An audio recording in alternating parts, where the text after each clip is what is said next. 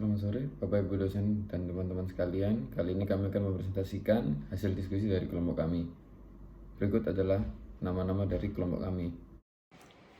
Konsep yang pertama, harga saham. Definisinya merupakan faktor-faktor yang mempengaruhi harga saham perusahaan consumer goods yang terdaftar di Bursa Efek Indonesia.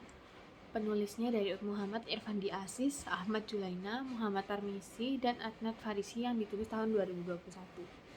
Deskripsi merupakan terdapat pengaruh nilai negatif atau positif dari variabel earning per share, return on asset, dan return on equity terhadap harga saham perusahaan di Bursa Efek Indonesia periode 2015 sampai 2020, sehingga mempengaruhi keputusan para investor untuk berinvestasi. Selanjutnya, untuk tabel, dari hasil analisis di atas terdapat sebanyak 60 observasi di dalam penelitian. Tabel di atas menunjukkan bahwa harga saham mempunyai nilai minimum 85, maksimum 7.925. Kemudian untuk nilai min sebesar 1.648,23, sehingga dapat dilihat bahwa nilai min cenderung mengarah ke nilai minimum. Dapat disimpulkan bahwa kinerja dari perusahaan adalah buruk.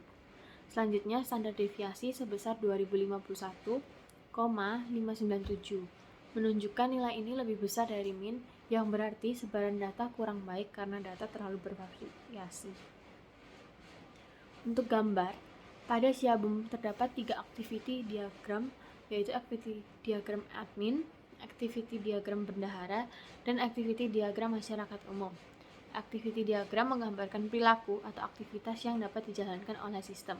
Seperti di gambar 2, merupakan contoh aktivitas dari activity diagram bendahara Siabum. Untuk deskripsi, yang pertama konsepnya itu perputaran kas. Gitu Sudarmo 2002 menyatakan bahwa tingkat perputaran kas merupakan ukuran efisiensi dari penggunaan kas yang dilakukan oleh suatu perusahaan. Rahayu dan Susilo Wibowo berpendapat bahwa perputaran kas adalah periode perputaran kas dari saat kas diinvestasikan sampai menjadi kas kembali. Rasio perputaran kas adalah perbandingan antara penjualan dengan kas rata-rata. Rasio ini digunakan untuk mengetahui seberapa efektif suatu bisnis mengelola kasnya dan kemudian menghasilkan pendapatan atau penjualan. Semakin tinggi rasionya, maka semakin baik. Kalimat pertama merupakan definisi dari perputaran kas dan kalimat selanjutnya adalah deskripsi atas definisi tersebut. Kemudian, yang untuk tabel, peningkatan kemiskinan di Jawa Timur disebabkan karena jumlah penduduknya yang besar, namun tidak diimbangi dengan peningkatan distribusi penduduk dan kesempatan kerja BPS Jawa Timur 2021. Selama ini, sebagian besar penduduk masih terkonsentrasi di Pulau Jawa. Menurut data sensus BPS 2020, 56,10% dari total penduduk Indonesia berada di Jawa dan 26,11% berada di Jawa Timur. Naiknya harga sembako akibat kelangkaan sembako di masa pandemi COVID-19 juga menjadi salah satu penyebab naiknya angka kemiskinan di Jawa Timur. Akibatnya, terjadi ketimpangan distribusi pembangunan dan ketimpangan pendapatan serta ketimpangan pertumbuhan ekonomi. Untuk yang gambar, Provinsi Jawa Timur memiliki angka kemiskinan tertinggi ketiga dibandingkan Pulau Jawa, seperti DI Yogyakarta, Jawa Tengah, Jawa Barat, DKI Jakarta, dan Banten, BPS Indonesia 2021. Hal ini menunjukkan ketimpangan. Yang pertama, deskripsi. Di sini konsepnya adalah tata kelola perusahaan. Tata kelola perusahaan merupakan kerangka untuk menciptakan lingkungan yang memiliki akuntabilitas, kepercayaan, serta transparansi. Mengungkapkan bahwa rasio utang dipengaruhi faktor spesifik perusahaan dan perbedaan kepentingan antara manajemen atau agent dan para investor atau prinsipal. Tata kelola perusahaan adalah berhubungan dengan agency problem yang terjadi karena adanya pemisahan antara manajemen dan inventory corporate governance.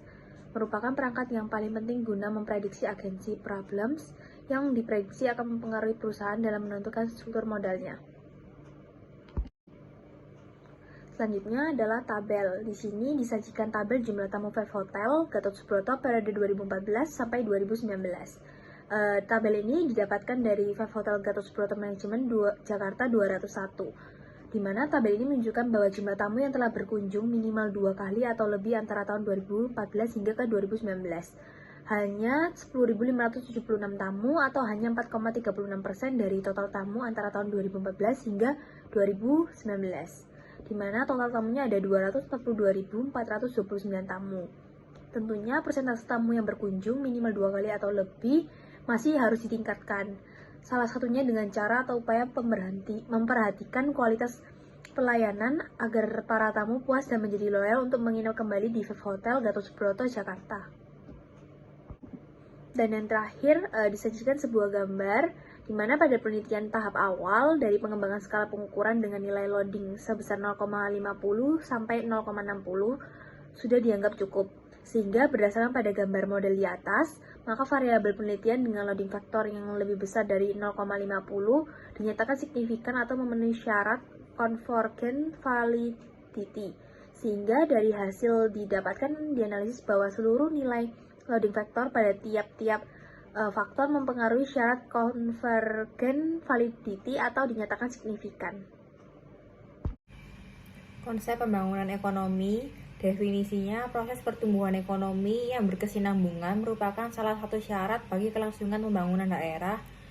Deskripsinya, pertumbuhan ekonomi suatu daerah tidak terlepas dari peranan sektor-sektor yang terdapat dalam perekonomian suatu daerah. Salah satu indikator yang dapat digunakan untuk mengetahui pertumbuhan ekonomi suatu daerah adalah melalui produk domestik regional bruto atau PDRB. PDRB merupakan jumlah nilai tambah atas barang dan jasa yang dihasilkan oleh berbagai unit produksi wilayah suatu negara dalam jangka waktu tertentu.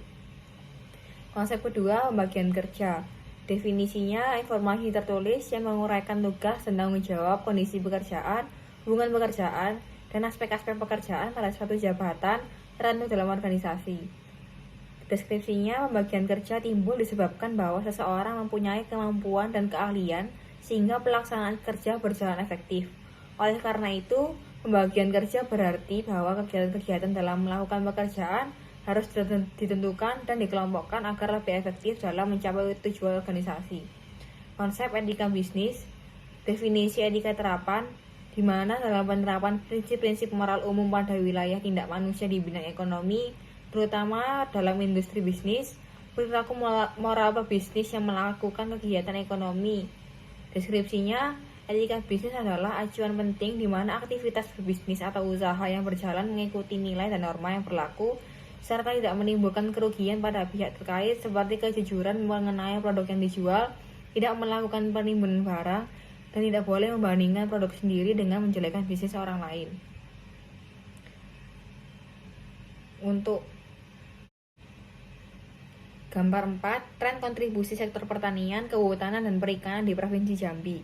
Berdasarkan gambar 4, diketahui bahwa kontribusi sektor pertanian mengalami fluktuasi dari tahun ke tahun pada periode 2011 sampai 2020. Hal ini berarti bahwa sektor pertanian, kehutanan, dan perikanan menyumbang 25% pada PDRB Provinsi Jambi, sementara 75% berasal dari 8 sektor lainnya. Kontribusi sektor pertanian, kehutanan, dan perikanan pada tahun 2020 mengalami peningkatan menjadi 26,76%. Kondisi ini berarti bahwa pada masa pandemi yang berlangsung, sektor pertanian merupakan sektor tumbuhan perekonomian Provinsi Jambi. Tabel 2, pembagian kerja pada kegiatan usaha tani jagung di Desa Duku Tambin. Pada tahap penentuan komoditas hingga perencanaan waktu usaha tani, rata-rata dilaksanakan secara bersama-sama karena kebanyakan petani di Desa Duku Tambin merupakan pasangan suami istri yang memang pekerjaan utamanya sebagai petani. Pada proses pengolahan dan pembersihan lahan yang menguras banyak tenaga dan penggunaan alat berat seperti traktor membuat peran wanita kurang diberdayakan. Pada proses selanjutnya yakni kegiatan pemupukan hingga penyiangan dilakukan bersama-sama. Pada tahap ini memang diperlukan ketelitian dan ketekunan. Biasanya laki-laki lebih dominan pada tahap penyiraman yaitu 36,67% karena petani laki-laki sekaligus melakukan mengontrol lahan. Sedangkan pada tahap pengendalian hama biasanya dilakukan oleh laki-laki yaitu 53,33%. Penyemprotan dilakukan dengan menggunakan sprayer yang cukup berat. Setelah sampai pada masa panen, kegiatan pemanenan hingga pemimpinan lebih condong dilakukan secara bersama-sama. Tahapan yang dirasa perlu menggunakan kekuatan yang kuat, maka akan dikerjakan oleh laki-laki. Sedangkan jika tahap tersebut ringan, maka akan dikerjakan secara bersama-sama Terkadang ketika mereka masih kewalahan, mereka akan menyewa buruh tani untuk membantu mempercepat aktivitas. Dari analisis pembagian kerja pada kegiatan usaha tani jagung di Desa Duku Tambin, yaitu sebesar 46,22%, dominan dikerjakan secara bersama-sama. 30,89% dominan dikerjakan oleh laki-laki dan 22,89% oleh wanita. Konsep yang pertama adalah investasi merupakan salah satu cara untuk melindungi nilai uang yang kita miliki. Salah satu instrumen investasi yang dapat menjadi pilihan masyarakat adalah saham. Saham berwujud selembar kertas yang menerangkan bahwa pemilik kertas tersebut adalah pemilik perusahaan yang menerbitkan surat berharga tersebut. Dengan berinvestasi saham dalam jangka waktu yang panjang, seorang investor dapat memperoleh dua keuntungan, yaitu keuntungan berupa pembagian dividen dan keuntungan dari kenaikan harga saham atau capital gain. Lalu pada gambar ini kerangka pemikiran penelitian menggambarkan hubungan antara variabel current ratio, debt to equity ratio, return on equity terhadap dividend payout ratio, dan harga saham.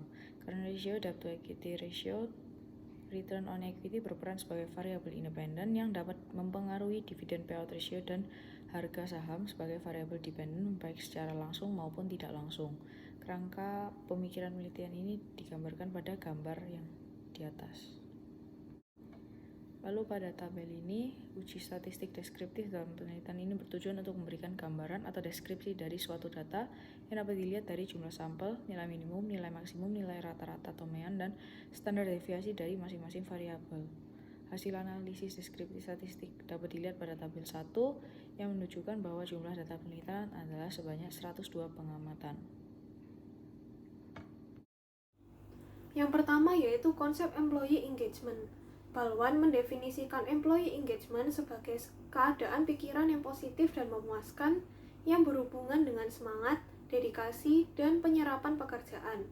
Keterlibatan karyawan melibatkan hubungan emosional dan psikologis antara karyawan dan organisasi yang berdampak pada positif atau negatifnya perilaku yang ditampilkan karyawan di tempat kerja. Marelli mengungkapkan bahwa employee engagement mengacu pada tingginya motivasi untuk melakukan kinerja yang baik dengan kombinasi semangat bekerja dan hubungan pribadi antara kelompok dan organisasi di tempat kerja. Employee engagement penting dalam manajemen sumber daya manusia karena mempengaruhi produktivitas organisasi. Yang kedua yaitu gambar kerangka konseptual. Gambar ini menunjukkan bahwa value co-creation, social media marketing activities, brand self-connection, dan brand image menciptakan brand engagement in self-concept atau BESP. BESP meningkatkan brand experience oleh konsumen. Brand experience yang baik dapat menciptakan brand loyalty dan positive word of mouth. Terkadang, beberapa konsumen akan memberikan promosi word of mouth yang positif ketika sudah memiliki loyalitas dengan merek. Yang ketiga yaitu tabel demografi responden. Tabel ini menunjukkan data demografi 40 responden yang menjadi sampel dalam penelitian. Terdapat dua demografi, yaitu jenis kelamin dan lama responden bekerja. Berdasarkan tabel, data jenis kelamin perempuan lebih mendominasi dibandingkan laki-laki dengan persentase 72,5%. Sedangkan berdasarkan lama kerja, karyawan dengan lama kerja antara 1-5 tahun lebih mendominasi, yaitu sebesar 45% dibandingkan karyawan dengan lama kerja 6-10 tahun maupun 10 tahun lebih yang masing-masing hanya sebesar 27,5%. Oke, selanjutnya kita masuk ke konsep. Konsep dengan tema yaitu audit delay. Deskripsinya atau isinya, menurut Lawrence dan Brian tahun 1988, dalam Yulianti tahun 2011, audit delay adalah lamanya hari yang dibutuhkan auditor untuk menyelesaikan pekerjaan auditnya. Audit delay diukur dari tanggal penutupan tahun buku hingga tanggal diterbitkannya laporan keuangan audit. Audit delay disebut juga sebagai audit reporting lag yang didefinisikan sebagai selisih waktu antara berakhirnya tahun fiskal dengan tanggal diterbitkannya laporan audit.